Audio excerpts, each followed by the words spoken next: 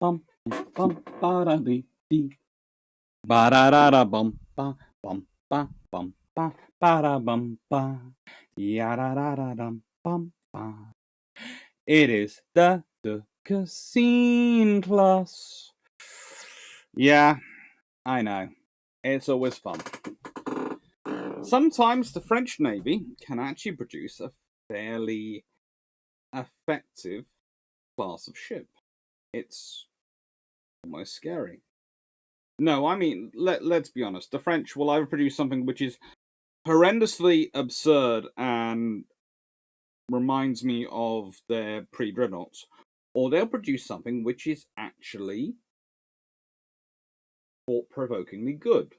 They are never in between. They are the Marmite of navies, or the Iron Brew of navies, if you would like. Although the Royal Navy is actually fueled by Iron Brew, so that's kind of strange, but leave that to one side. In that you either like it and you love what they produce, or you are sitting there going, what were your designers drinking and how much? And can we please start giving that stuff to, I don't know, people who are actually our enemies rather than our allies occasionally? It's,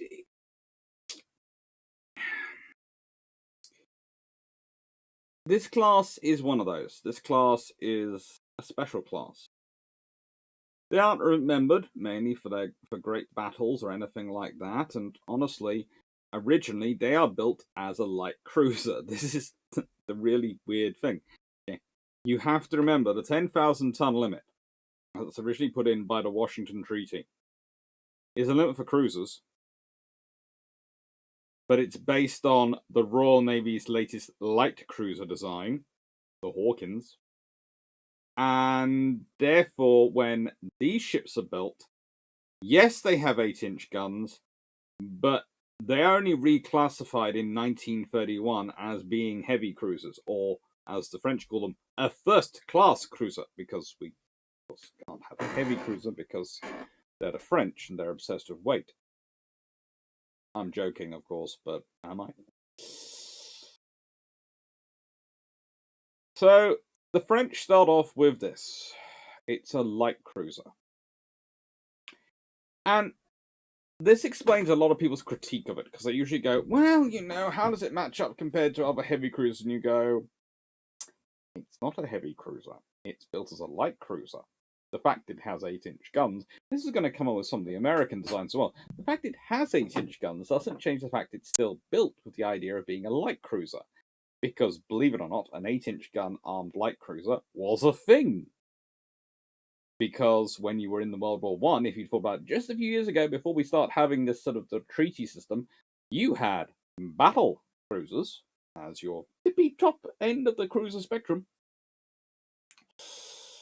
So tippy top, they sort of are touching distance of the battle ships. Hence, they get grouped together as capital ships in the treaty system. You had your armored cruisers, which, let's be honest, were looking for a new generation, but hadn't been able to find a place when you had the original version of battle cruisers because there wasn't enough differentiation.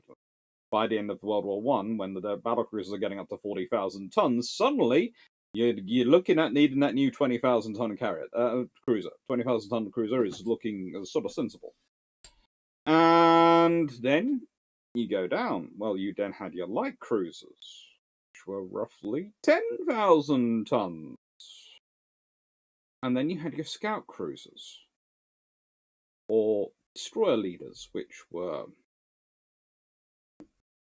4,000, 5,000 tons at sort of the top end. That's the world they're still thinking of when they design these ships. Because it's very easy to write on paper, we shall now all cruisers shall have less than 8-inch guns and shall be less than 10,000 tons. But everyone is still mentally in the world where there is a bigger cruiser coming and there is a smaller cruiser coming. And this is the problem with using treaties to define your naval construction. Because does a 10,000-ton cruiser suit everyone?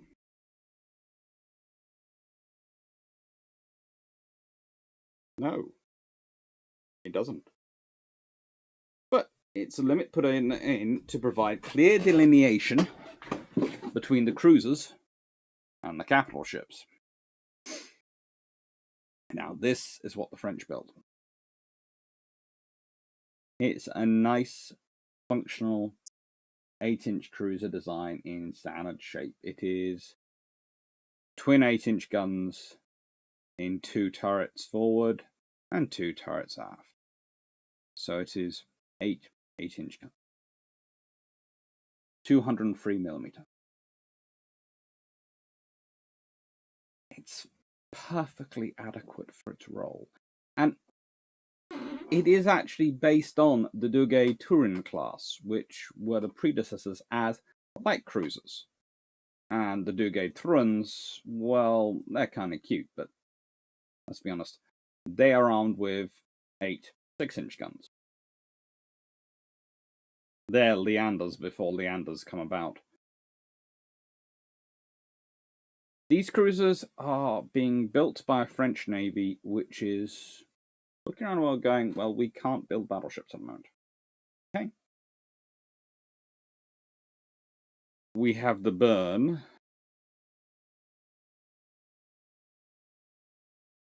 We have an empire which is as geographically spread as the British Empire, and yet we are not allowed the same size navy.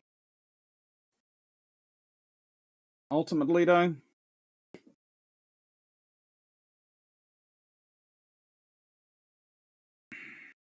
it comes down to this.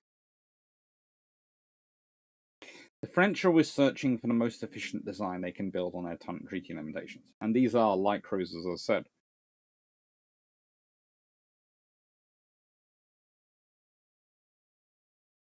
This is a very good class. It's a very balanced class. It's what you probably seek for in a heavy cruiser design. Apart from fact is that honestly their guns are, whilst they're certainly improvement over the guns fitted to the Duquesne class, which are Army-style 155s, and as such not really as fast-firing as you want for a Navy gun, although they have some impressive capabilities otherwise. The Duquesne, they are very long, and very much the armament is boom and boom.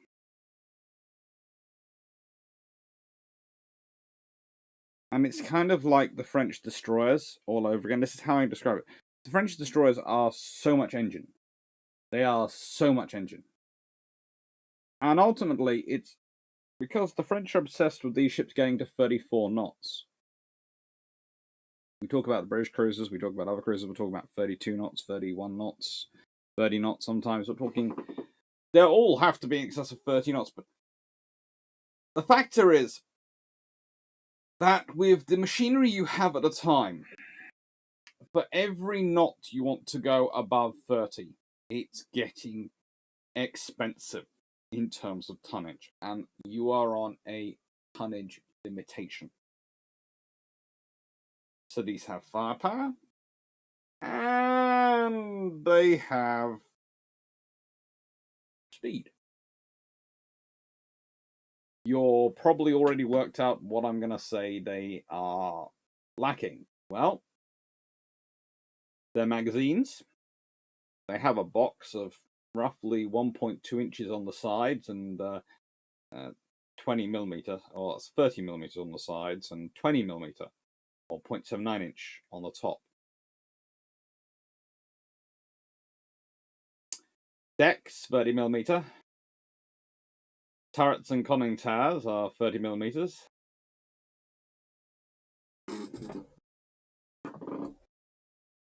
That's not a lot.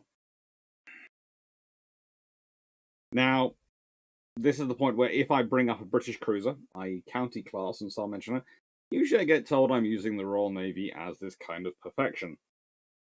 So let's consider, I don't know, Pensacola class, who I have similar affection for. They're 32.5 knots top speed. They carried 10 8-inch guns. But they had a belt of between 2.5 and 4 inches thick. They had decks which were 1 to 1.75 inch thick. So that's, well, the belt's 64 to 102 millimeters thick. The decks are between 25 and 44 millimeter thick. The turrets do have some as thin as 0.75 inch or 19 millimeters, but on the facing and the parts which are going to be facing the enemy, they're 64 millimeters thick or 2.5 inches. They have barbettes, which are 0.75 inch thick. That's 19 millimeters again. And they have a conning tower, which is a waste of weight. But, you know, in the 1920s, I can understand someone doing it. So what is my point?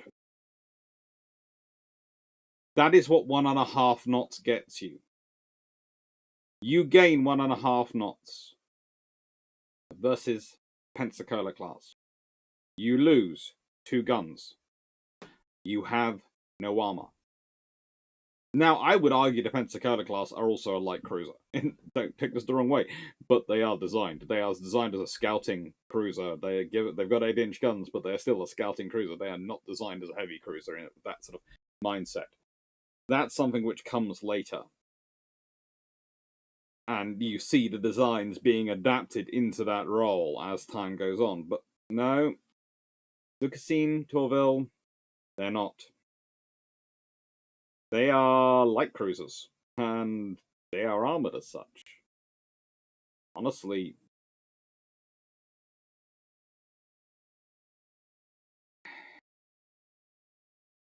you start to worry about this sort of style design, and I'm going to be referring to this a lot. If you think about it, where were the most vicious battles for cruisers?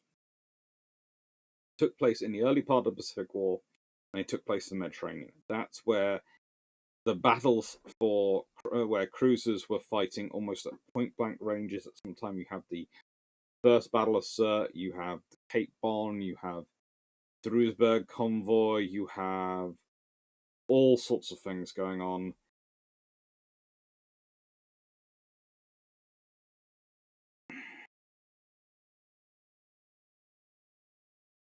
The point about speed is it does allow you to dictate a battle if your entire fleet can achieve that speed. So if you're a ship that's solo, that's great. You've got speed. So commerce raiding, that's fine if you're out on your own. It's a good advantage. But if you have to do the other side of the coin, if you have to do commerce protection, you have just stripped your ship of its defensive attribute, because the defensive attribute is its high-speed maneuvering. So this is where critique of, let's say, aircraft which rely entirely on stealth, and that's stealth based on the current criteria of radar and sensors which are available at the moment. That is a very useful skill. That is an amazing capability as long as those factors remain true. If someone suddenly, I don't know, makes ultraviolet spectrum sensor, and you have everything is prepared to defend against infrared and radar, well, you're in trouble. You're in trouble. And it's the same with these cruisers. Same with these ships, you know, the French ships. Speed is what they have. Speed is life. The moment they lose speed, they're in trouble. One of the reasons why I don't like it whenever the Abdeel class are used for convoy work. They're not designed for it. They shouldn't be there. And the Royal Navy really doesn't have much of an excuse because they could use them for a number of other roles if they needed to, rather than convoy work. So let's consider them.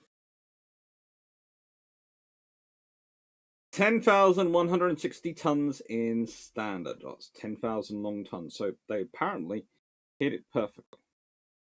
11,404 tons in normal and 12,435 tons in full load. They are 191 meters overall. And again, if we compare that to the Pensacola class, they're 170 meters at the waterline and 178.846 meters overall.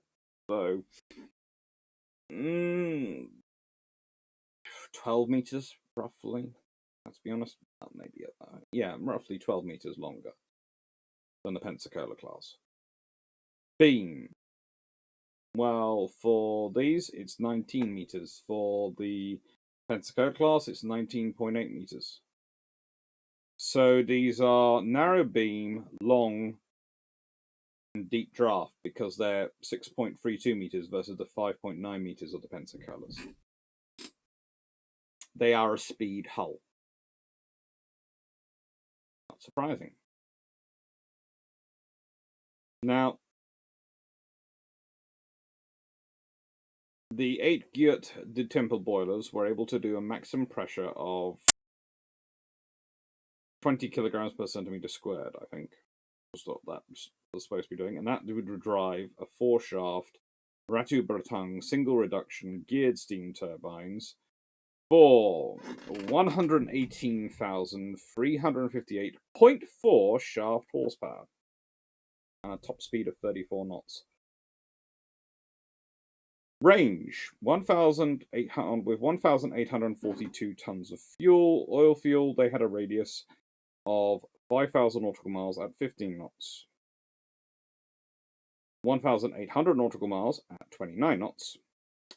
700 nautical miles at 33 knots.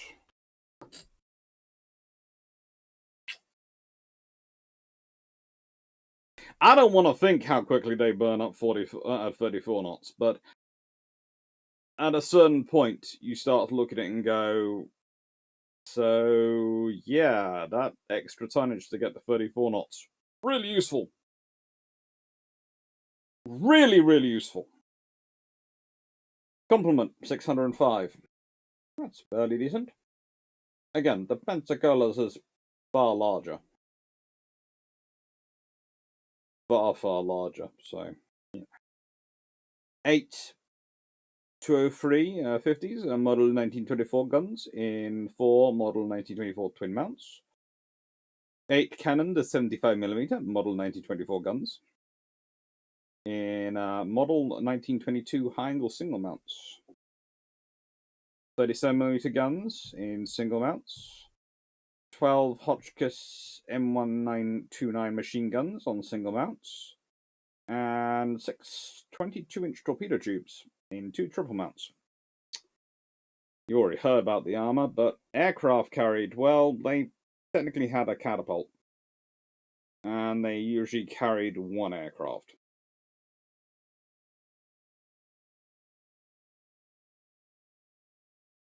They're nice ships, but they're limited. They are limited. As you can see from the design, they are quite well divided up, which is another area of their protection. In fact, they are divided into 16, well, thanks to 16 bulkheads, they're divided into 17 watertight compartments. So, very different from, I don't know, the Titanic. The walls of the transverse bulkheads at each end of the machinery space was increased to 20mm in order to limit flooding, but that's 20mm of hull steel, not armor steel. Each compartment was watertight from the keel to the main deck, with its own pumps and ventilation. And the steering gear was protected by 17mm plates.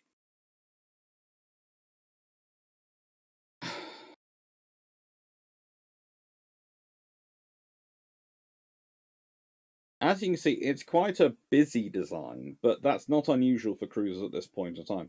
One of the things I do find, again, a small issue, and this is something which I suppose I think about, but which I can understand why the French weren't worried about, is the sighting and levels of the guns.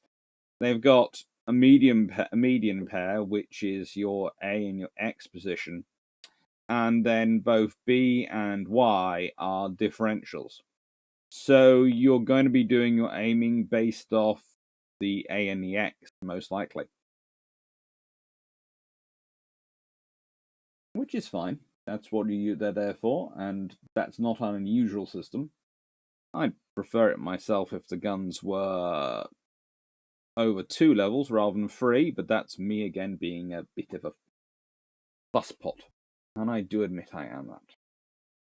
Now, they had two forward engine rooms. Two forward boiler rooms would fed the forward engine room and vented through the forward funnel, of course. Midship boilers rooms would feed the aft engine room and vent through the aft funnel. The 4 identical sets of gear of Ratu Bretagne steam turbines were necessary to achieve all the speed. However, 2 cruising turbines were fitted to the inboard shafts to achieve the 5,000 nautical miles. So it's the inboard shafts which are critical for doing that 5,000 nautical miles at 15 knots. And the ships had 2 centerline rudders. The first was the 11 square meter one, and then the aft rudder was 22 meters squared. This meant that the tactical radius of the ship was, how do I put this politely? Quite large. Quite large. For obvious reasons. But they do well. As built, this is what they sort of look like in terms of their armament and armor.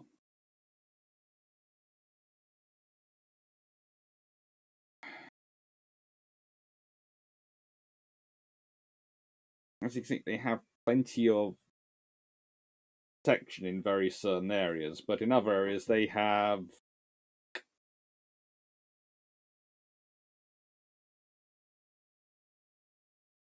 and I would again, this is me, so let me explain my thinking.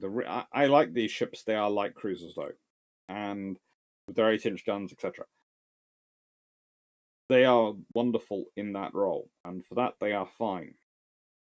But I'm also looking them at the fact that, unfortunately for them, they become heavy cruisers. They become, by the London Treaty, etc., heavy cruisers because they're 8-inch guns. And at that point, I'm looking at this space, the center of mass. And I know the counties get quickly have armor magically appear. I know they're not supposed to do that, but they do.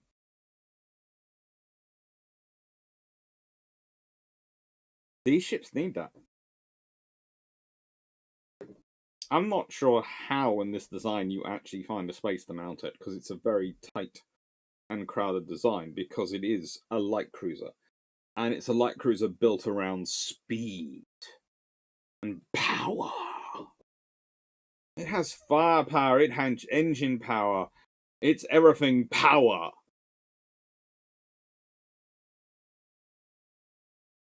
It makes sense in the 1920s. 1930s is when it runs into trouble, and in World War II,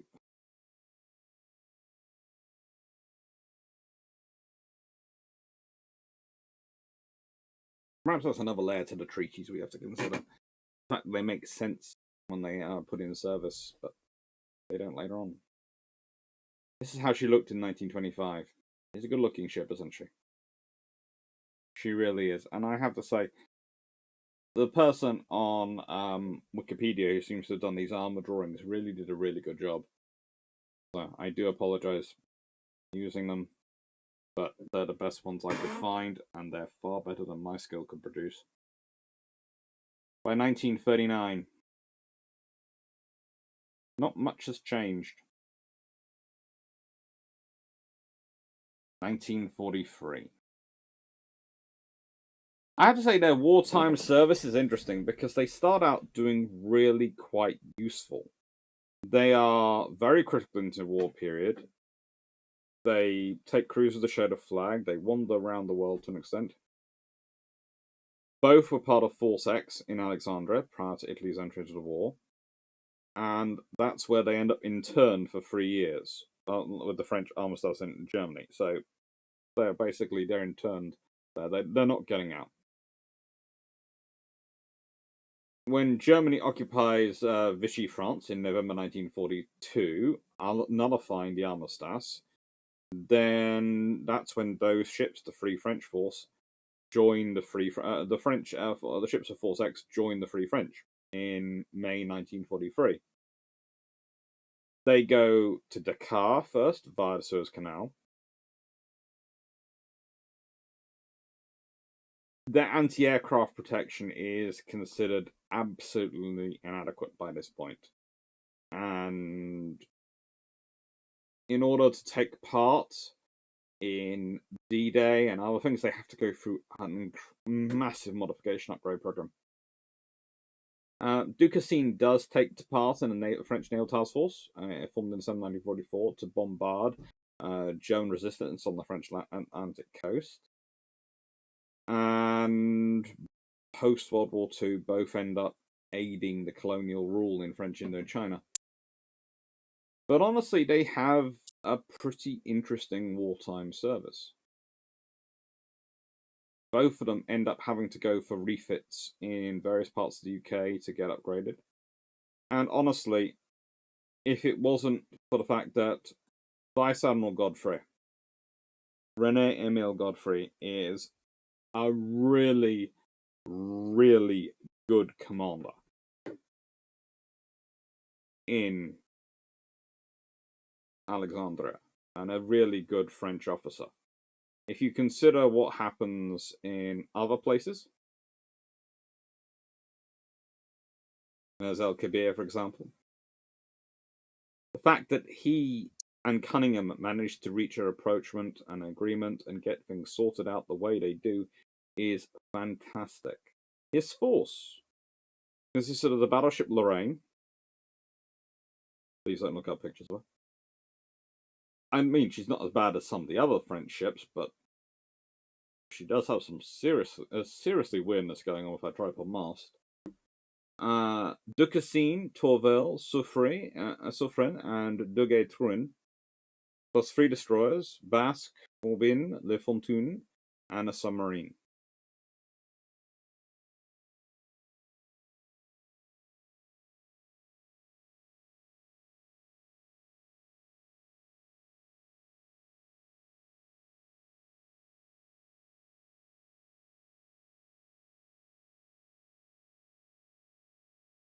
Godfrey did his best in a difficult situation.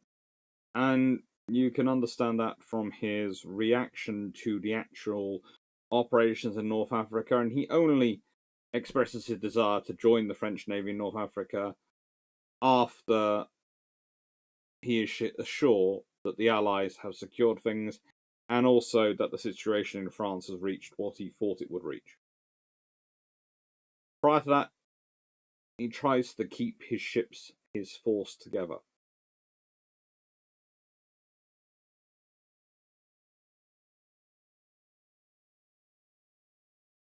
This is what Tourville looks like by 1945.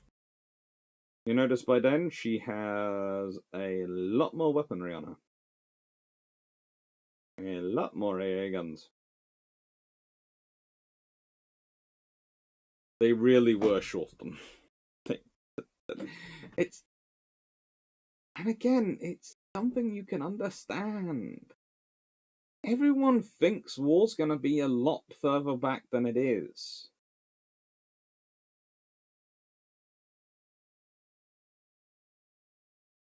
Tourville, well, she has a modernization at Dakar. And basically because the US says they're not going to modernize the French ships as the older treaty cruisers are too old for a comprehensive modernization, and the Royal Navy doesn't feel like doing it either. They have all sorts of weapons removed and added in. Basically every AA gun they can get.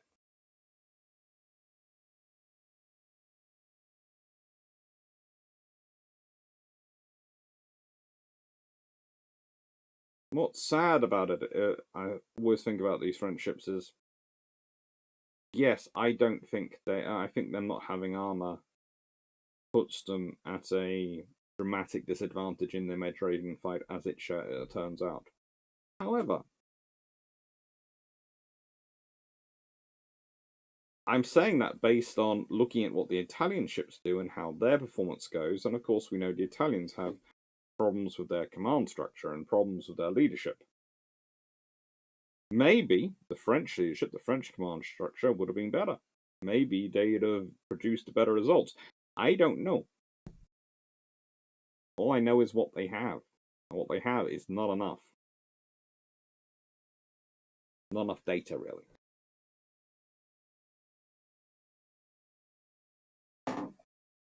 But they are nice looking ships. They are nice looking ships. On the during the Spanish Civil War, Neutrality Patrol, French flags painted on her, clearly to differentiate, so that they know do not hit this ship. Doesn't always work out that well, but they try.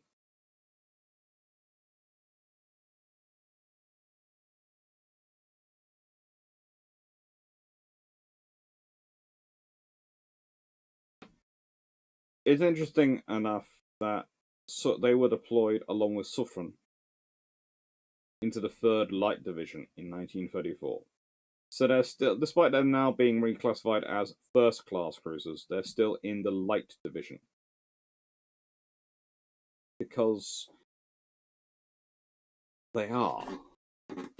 They are not designed for any kind of fighting at all, really. No kind of damage, nothing like that is what they're designed to take.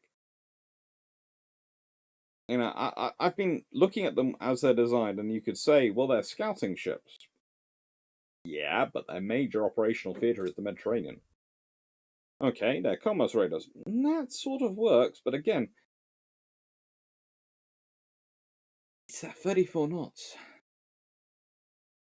I'll get them away from stuff, but I won't be able to keep it up for that long. I sit there and go, is this just a badly thought through design? Or is this around something else? And light cruisers, scout cruisers, what are those ships' roles? Because they seem to lose an awful lot to gain that 34 knots. And I like a fast ship as much as anyone, but what is that 34 knots for?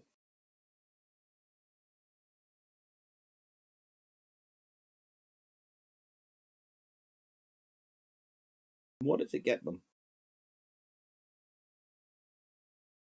Is this looking back with the age of aircraft and knowing what comes up with the aircraft carrier? 34 knots is not as much an advantage as having a little bit less speed and a little bit more armor. I don't think so. I think it's more my thinking that for them to have 34 knots of speed, they become glass cannon. They're not mine layers. That's not their job, and they're not fitted for it, and it's not their role. The French have other ships for mine laying, and they do a very good job of it. Okay. They're not using their speed to get away after laying a load of mines. The speed doesn't come with great range. It's not ARA La Argentina. Not doing that stuff. So what is it? What is that speed for? What does that speed mean to the French? And ultimately you start to think, is it a destroyer killer? Is it another ship which the French are looking at going, you can kill destroyers? And if that's the case, lovely. But why do you need to go 34 knots to kill destroyers when you've got 8-inch guns? Doesn't matter if you're slower, if you're 32 knot ship. If you've got 8-inch guns, you're going to outrange their guns every single day of the week. And twice on Sundays. So what is your purpose in this? And I've started to come down to the idea that perhaps they have the speed they do because they want to have the fastest ships.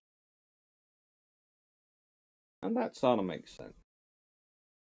No one really thinks there's going to be another another world war. It's the war to end all wars. The battles are over in Europe. In which case, you need national pride from other things. You can't have the largest navy, so have the fastest. Maybe. Right. So we had 102 votes counted at placed.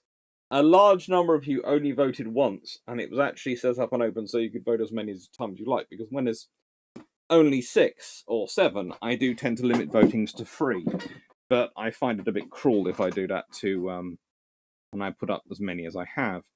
The winners are Colin Cameron, who, as you can see, I also voted for myself. I voted myself for, and Ian Carr. Always fun. And by the way, I should point out my votes I don't really count, but I tend to tick them in because I tick up what I try to think through what I would vote for, and I limited myself to 3. And so Colin and Ian, Malta Under Siege and Scarpa Flow are going to be the two lives, and they'll get guaranteed long patrols. Now, because 2 second place ones both got 10, Glyn and Vision.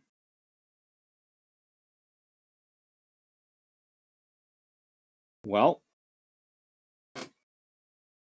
I'm going to give those a go. I'm not sure. I can't promise they're going to come out this month because, honestly, I'm starting to record videos to cover June. I'm recording videos to cover May. I'm doing all sorts of other weird and wacky things and writing PowerPoints, writing book proposals, job applications.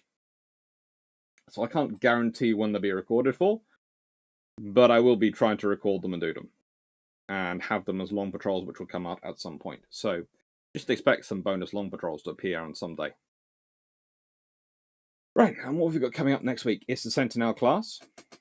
It is, and this week we have Malta Under Siege, because I decided that one I've already got about 4 different presentations from 4 different lectures I've given over the years on it, so I can produce that one with least notice.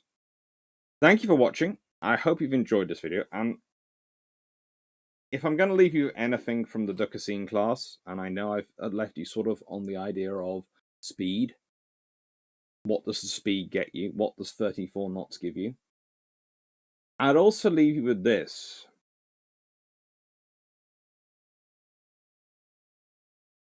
It's how much does it cost you to get that speed? Because, again, the more and more I look into their engines, they are very heavy and very space-consuming for the power they produce versus their British and American equivalents. And this is not me being rude about the French or the Germans or anyone. It's the case of it's the unfair advantage of infrastructure and investment. It tends to pay off bigly. The British and the Americans have been investing in maritime infrastructure for a while at this point. The British especially for decades, centuries.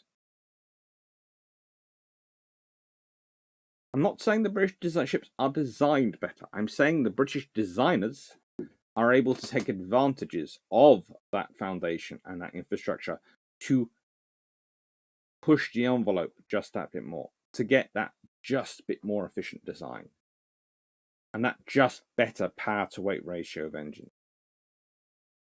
And I think that might also explain the differences between the Tourville, Duquesne, these two ships, and their counterparts from the Royal Navy and from the US Navy. Because when you add on the desire to get to 34 knots, then the fact that it costs you more tonnage to get to the same weight, it escalates even more because it costs you even more tonnage to get to the higher. To get to 32 knots is going to cost the French more in terms of tonnage than the Royal Navy because of the engine designs and the things they have access to. Now, you could say the French could buy the British engines or the American engines and get there without it, but this is the Marine Nationale. They're not going to do that. So they can't. So therefore, they are limited by their own infrastructure. So they produce a very good design on that infrastructure. Could they have gone for a more efficient design? Yeah. But I'll be getting into more efficient designs at a different point in time. And the fact is also, there is a reason for not going with such an efficient design at this point. The French haven't built an efficient design, as in a brutally efficient weight-wise and treaty tonnage design, which we all know what that sort of tends to be. It tends to be an all-forward arrangement, because that means you only need one level of insulation. And someone that's interacting is going to go, why is an all-aft arrangement not as efficient as an all-forward? And it's literally because you then have to run the shafts underneath all your firepower. Because if you have your shafts going at your bow end, then that's going to become your stern at this point. So you're just turning your ship around.